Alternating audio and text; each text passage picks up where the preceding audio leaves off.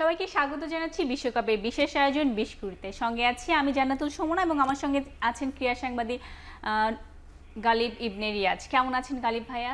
আলহামদুলিল্লাহ সুমনা, ভালো আছি। আপনি কেমন আছেন? জি আলহামদুলিল্লাহ। আমরা কিন্তু দেখতে দেখতে সেমিফাইনালে প্রথম ম্যাচটি দেখেছি, যদিও south Afghanistan through out the tournament যেভাবে খেলেছিল আজকে একটু সেভাবে খেলতে পারেনি, আশানুরূপ পারফরমেন্সটা ছিল না। প্রথমে যদি আমি টসের কথা বলি, টসে জিতে প্রথমে ব্যাটিংয়ের সিদ্ধান্তটা কি ভুল ছিল কি না এই উইকেটে, স্পেশালি উইকেটের চিন্তা করলে? আসলে সুমনা, তাহলে শুরুটা দেখতে হবে যে আফগানিস্তান তাদের ক্রিকেট লাইফে হোল দ্য টাইম তারা এই ফার্স্ট তারা সেমিফাইনালের মতো এমন বড় আসরের বড় ম্যাচে তারা সাউথ আফ্রিকার মুখোমুখি হয়েছে। যদিও সাউথ আফ্রিকা অনেকগুলো সেমিফাইনাল খেলার তাদের অভিজ্ঞতা রয়েছে, কিন্তু সেই জায়গা থেকে আফগানিস্তানের অভিজ্ঞতা কিন্তু নিতান্তই কম। আরেকটা বিষয় আপনার সঙ্গে আমি শুরুর আগেও কথা বলছিলাম যে আফগানিস্তানের যেই সময়টা পাওয়ার দরকার ছিল, তারা যখন সেমিফাইনালে উঠে পুরো দেশ যেভাবে উল্লাসে মাতে, একটা আবেগ ছিল, নিজেদের মধ্যে একটা আবেগ ছিল, এটা যে কাটিয়ে ওঠার যে একটা সময়, যে বড় ম্যাচে যেই মানসিকতা নিয়ে নামা উচিত ছিল সেই মানসিকতাটাকে ফিরিয়ে আনা, এই ব্যাপারটা আফগানিস্তান কিন্তু যথেষ্ট সময় পায়নি।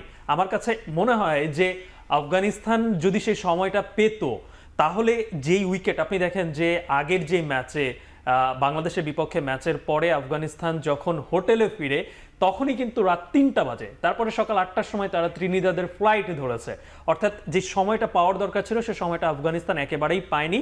তারপর যে উইকেট রিডের যে ব্যাপারটা, আপনি দেখেন যে আফগানিস্তান পুরো টুর্নামেন্টে যে কটা ম্যাচ জিতেছে সব কটিতে আগে ব্যাটিং করেছে, তারপর তারা জিতেছে।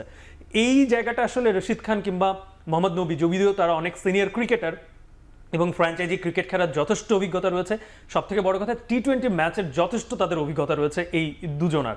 সেই জায়গা থেকে আমার কাছে মনে হয় যে আফগানিস্তান এই সিদ্ধান্তটা নিয়েছে যে তারা টস জিতে ব্যাটিং করবে। আপনি দেখেন যে মাকরামও কিন্তু একই কথা বলেছে ম্যাচ শেষে, তারা বলছিল যে যদি কোনো কারণে আমরাও টসটা জিততাম, আমরা ভাগ্য ভালো যে আমরা টসটা হেরেছি, আমরাও ব্যাটিং নিতাম।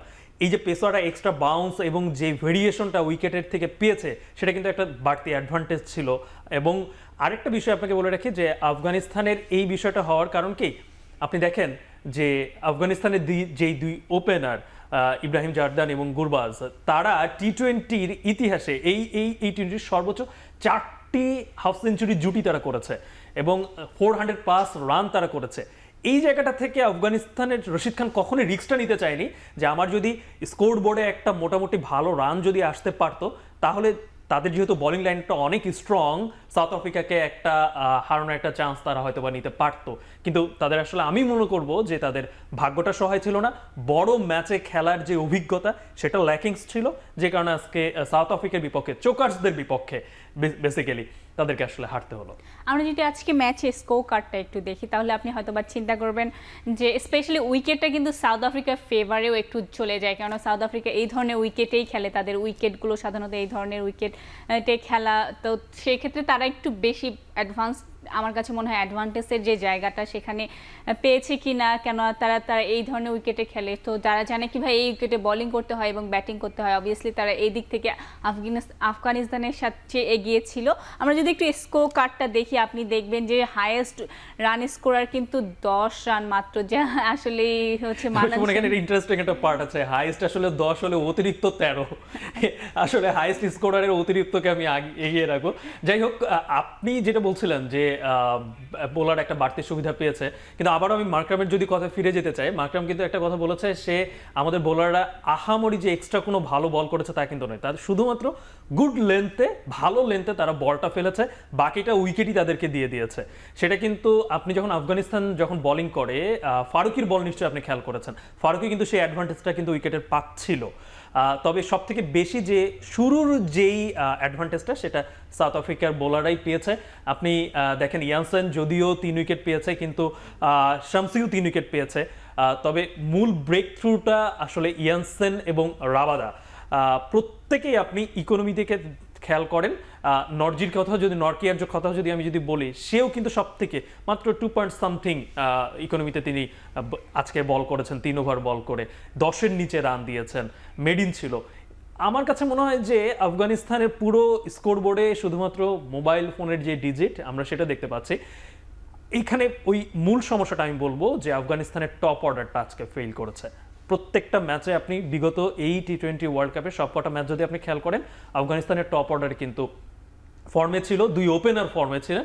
সেই জায়গা থেকে আমার কাছে মনে হয় যে আজকে আফগানিস্তান ওই জায়গায় ফেল করার কারণে মিডল অর্ডার আসলে তারা কোনো ম্যাচে ওইভাবে হাল ধরতে পারেনি, যে কারণে আজকে আসলে এই রানে এবং আফগানিস্তানের ইতিহাসে সর্বনিম্ন টি-20 স্কোরে তাদেরকে আজকে অল আউট হতে শুধু আফগানিস্তানের ইতিহাসে বলার সাথে সাথে আমি বলতে চাই যে সেমিফাইনালের ইতিহাসে কিন্তু এখন পর্যন্ত সবচেয়ে লোয়েস্ট 100 রানের নিচে আসলে এখন পর্যন্ত কোনো স্কোর নেই।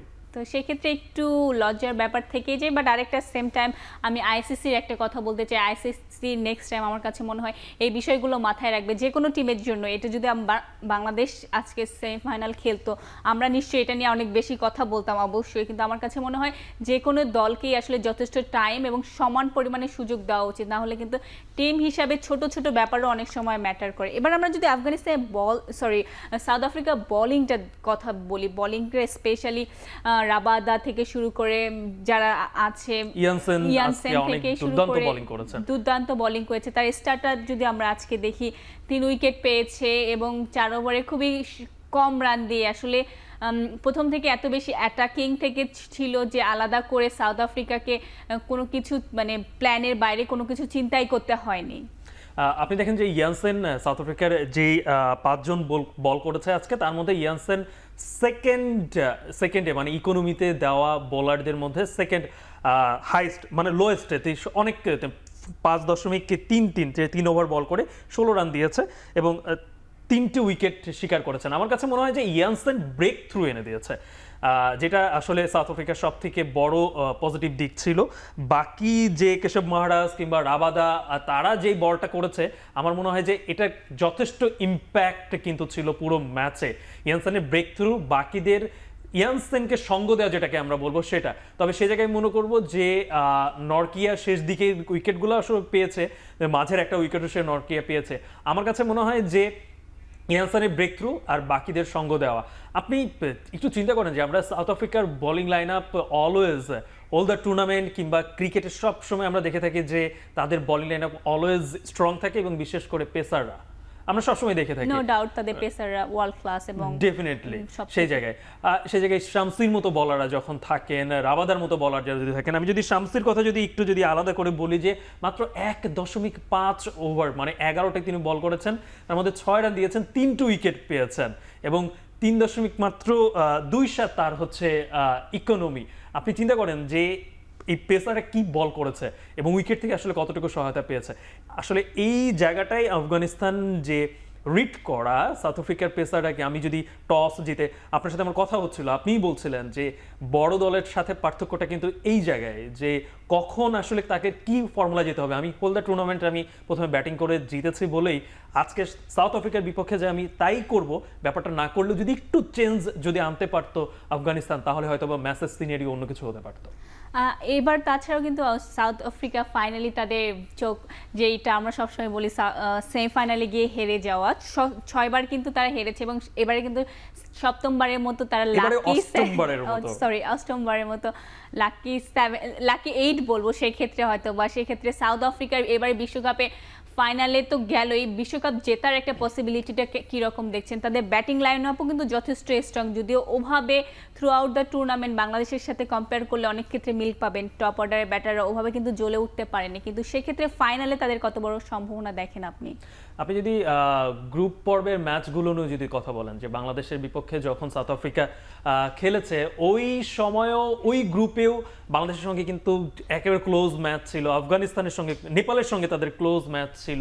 সেই জায়গাটা আমার কাছে মনে হচ্ছে south Africa one kind of এখন পর্যন্ত হোল দ্য টুর্নামেন্ট তারা অপরাজিত, কিন্তু আমি মনে করি যে সাউথ আফ্রিকা যে খুব আহামরি খেলেছে, যেটা আপনার ইন্ডিয়া কিংবা ইংল্যান্ডের মতো নয় যে কে হবে তাদের প্রতিপক্ষ, হয় ইন্ডিয়া নয়তো ইংল্যান্ড, যে কেউ একদলিত প্রতিপক্ষ হবে। তবে আমার কাছে মনে হয় যে সাউথ আফ্রিকাকে অবশ্যই ফাইনালে গিয়ে তাদের আসল পরীক্ষাটা দিতে হবে, যদিও তেমন পরীক্ষা কিন্তু আমি মনে করি না যে সাউথ আফ্রিকা দিতে হয়েছে।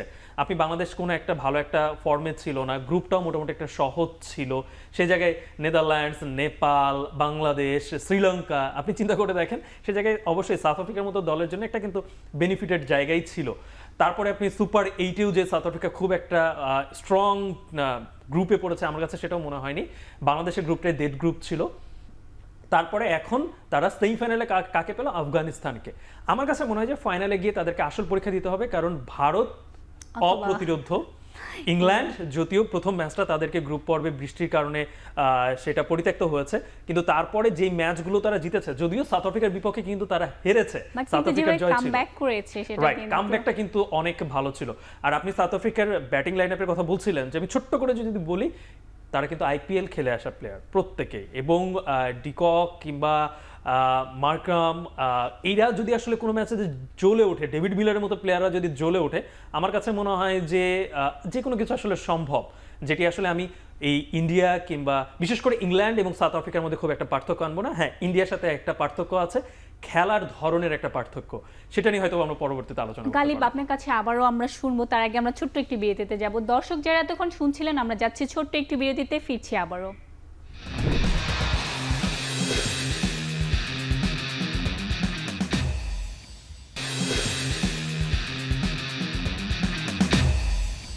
ফিরে এলাম আবারও বিরতির পরে। গালিব, এবার আমরা যদি ইংল্যান্ড এবং ইন্ডিয়ার সেমিফাইনালের কথাটা বলি, ভারত কি চাইবে যে প্রতিশোধ নেওয়ার আগের টি-20 বিশ্বকাপে তাদের কাছে হেরেছে, তো সেই ক্ষেত্রে আপনার অল ওভার দ্য প্রেডিকশন কি থাকবে?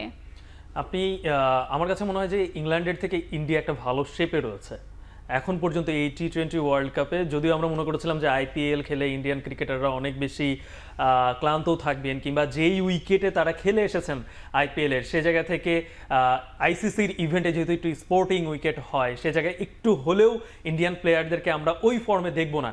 কিন্তু আনফর্চুনেটলি কিংবা ফর্চুনেটলি, যেটাই হোক, অন্য দলের জন্য একটা আনফর্চুনেট, ইন্ডিয়ান প্রত্যেকটা ক্রিকেটার ফর্মে রয়েছে। বিশেষ করে তাদের বোলিংটা, আপনি বুমরা যেভাবে বল করে যাচ্ছে এই পুরো টুর্নামেন্ট জুড়ে, আমার কাছে মনে হয় যে ইন্ডিয়া প্রতিশোধটা নিয়ে নিতে পারবে। কারণ অস্ট্রেলিয়ার বিপক্ষে যেহেতু নিয়ে নিতে পেরেছে, এই টুর্নামেন্টে যেহেতু ওয়ান ডে ওয়ার্ল্ড কাপে নিজ দেশে তাদেরকে ট্রফিটাকে হারাতে হয়েছে, সেই জায়গায় আমার মনে হয় যে অস্ট্রেলিয়ার বিরুদ্ধে যেহেতু প্রতিশোধটা নেওয়া শেষ ইন্ডিয়ার, ইংল্যান্ডের বিরুদ্ধে নিয়ে দিব। এবং আপনাকে মনে রাখতে হবে যে এই টি-20 ওয়ার্ল্ড কাপের সব থেকে হাই ভোল্টেজ ম্যাচ সেমিফাইনালে ইংল্যান্ড এবং ইন্ডিয়া, সেটা আজকে রাত্রে আমরা দেখতে যাচ্ছি। আমরা যদি ইন্ডিয়া টিমের সম্ভাব্য একাদশটা দেখি, কিরকম 11 আমরা দেখতে চাই বা দেখতে পারি, হয়তোবা আনচেঞ্জড আসলে একাদশ আপনি দেখেন, বা যেই আসলে চেঞ্জ করার কোনো জায়গা নেই, তারা প্রত্যেকটা ক্রিকেটার ফর্মে রয়েছেন এবং প্রত্যেকটা ক্রিকেটার পারফর্ম করছেন। আপনি লাস্ট ম্যাচে কুলদীপ যাদব যেভাবে বল করছিলেন, অসাধারণ। মানে অস্ট্রেলিয়ান, আপনি দেখেন যে মিচেল মার্শ অথবা যদি শেষ দিকে আমরা তাদের একজন যদি আসলে দাঁড়িয়ে যেত, কেউ ম্যাক্সওয়েল ছিলেন, ওয়ার্নার ছিলেন, সেই জায়গায় আপনি দেখেন যে সেই জায়গায় কিভাবে তারা ব্রেক থ্রুটা এনেছে। দুজনেই কিন্তু ভালোভাবে ব্যাট করে যাচ্ছিল, কিন্তু সেই জায়গায় ব্রেক থ্রুটা আমার কাছে খুবই ইম্পর্টেন্ট। আপনি চিন্তা করেন, কুলদীপ যাদব রয়েছেন, রবীন্দ্র জাদেজা রয়েছেন, অক্ষর প্যাটেল রয়েছেন, এই যে কম্বিনেশন বোলিং লাইন আপে, এবং সেই সাথে পেসার জাসপ্রীত বুমরা, হার্দিক পান্ডিয়া এবং সূর্যকুমার যাদব, রাইট, এই যে কম্বিনেশন। আর ওপেনিংয়ে তো আমি আসলে বলাই বাহুল্য যে রোহিত শর্মা লাস্ট ম্যাচে যেই উইলোবাজিটা দেখিয়েছেন, আমার কাছে মনে হয় যে রোহিত শর্মা বড় ম্যাচের জন্যই মনে হয় এরকম করেন। আপনি দেখেন যে কনফিডেন্সের যে জায়গাটা, ব্যাক টু ব্যাক দুটো ম্যাচে আপনি একদম ফ্লোলেস এবং ফেয়ারলেস যে খেলাটার ব্যাপারটা, he just watch the ball and play the বলের কাইন্ড অফ স্টাফ ছিল। বিরাট কোহলির কথা আমি একটু বলতে চাই, বিরাট কোহলি কিন্তু থ্রু আউট দ্য টুর্নামেন্টে রান পায়নি। আমরা বলছিলাম যে বড় ম্যাচে, আপনি রোহিত শর্মার কথা বলছেন, বিরাট কোহলিকেও কিন্তু ওভাবেই আমরা দেখছি, আমরা কিন্তু বড় ম্যাচে একটা মনে হয় যে বড় স্কোর আশা করতে পারি কিনা বিরাট কোহলির কাছ থেকে। এমন হতে পারে যে বিরাট কোহলি আসলে এই ম্যাচটার জন্য অপেক্ষা করছে। এই ব্যাটারদের মাইন্ডসেট, মানে এমন ভাবে আসলে প্রত্যেকের, আপনি চিন্তা করেন যে প্রত্যেকে এরা চিন্তা করে কি যে আমি পুরো টুর্নামেন্টে আমি খারাপ খেলছি তা কিন্তু নয়। হ্যাঁ, তাদের মাইন্ডসেটটা এমনভাবে করা যে আজকে আমার দিন, আজকে আমাকে খেলতে হবে, এবং সেখান থেকে কিন্তু তার ফর্মটা বেরিয়ে আসে। আপনি বিরাট কোহলির লাস্ট ওয়ান ডের যেই ব্যাপারটা, সেখানে কিন্তু শুরুর দিকে বিরাট কোহলি কিন্তু একটু ফর্মে ছিলেন না, রান পাচ্ছিলেন না এরকম, কিন্তু সেই বিরাট কোহলি সেঞ্চুরি করিয়ে দেখেছেন। সো আমার কাছে মনে হয় যে বিরাট কোহলি ডেফিনেটলি বড় ম্যাচের জন্য, বড় টুর্নামেন্টের বড় ম্যাচের জন্য তিনি অপেক্ষা করছেন। এবং শুরুতে আমি যেটি বললাম যে তাদের মাইন্ডসেট, তারা ওই লেভেলের প্লেয়ার যে আমি যদি 6টা ম্যাচ খারাপ খেলি, 5টা ম্যাচ খারাপ খেলি, এটা আমার কোনো যায় আসে না। আমি এই ম্যাচে সে একেবারে নতুন বিরাট কোহলি হয়ে তারা নামে, এবং সেই জায়গায় আমি মনে করি যে ডেফিনেটলি এই যদিও একটু ওই যে আমরা দেখি না যে বাংলাদেশের সাকিব আল হাসান অনেক দিন ধরে স্ট্রাগল করছেন, তার ফেস বল তার ঠিক নেই, তার আই লেভেল ঠিক নেই, বাট আমার কাছে মনে হয় যে এরা আসলে ওই মানে তাদের থেকে অনেক উপরের ক্রিকেটার। তাদের এগুলো আসলে সলিউশন করতে তারা জানে যে আসলে এগুলো কি করে করতে হয়। আমার কাছে হয় যে ডেফিনেটলি তারা অনেক ভালো কিছু করবে। আর মাঝখানে তো একেবারে মাঝখানে হার্দিক পান্ডিয়া তো রয়েছেনই, তার মানে কি বলা যায়, ঝড় তুলে দেওয়ার জন্য।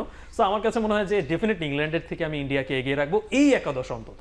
আমরা যদি এবার ইংল্যান্ড দলের একাদশ, সম্ভব একাদশটা দেখি, যদিও ইংল্যান্ড কিন্তু থ্রু আউট দ্য টুর্নামেন্ট একটু খারাপ খেলে তারপরে আবার ভালো খেলে, তাদের যেটা আমি বলতে চাচ্ছিলাম যে তারা কিন্তু তাদের ফুল স্ট্রেংথটাকে ফ্লেক্সিবল করে দেখে প্রত্যেকটা প্লেয়ারকে তারপরে সামনে এসেছে। কিন্তু ভারতের সেই ক্ষেত্রে কিন্তু সবসময় একচেটিয়া ম্যাচগুলো ছিল, খুব কমই দেখা যাচ্ছে যে 1 রানে বা 2 রানে বা লাস্ট ওভার গেম হয়েছে। সেই ক্ষেত্রে কিন্তু এক্সপেরিয়েন্স থ্রু আউট দ্য টুর্নামেন্টেরও একটা এক্সপেরিয়েন্স ম্যাটার করে। ইংল্যান্ড কি এগিয়ে থাকবে কিনা?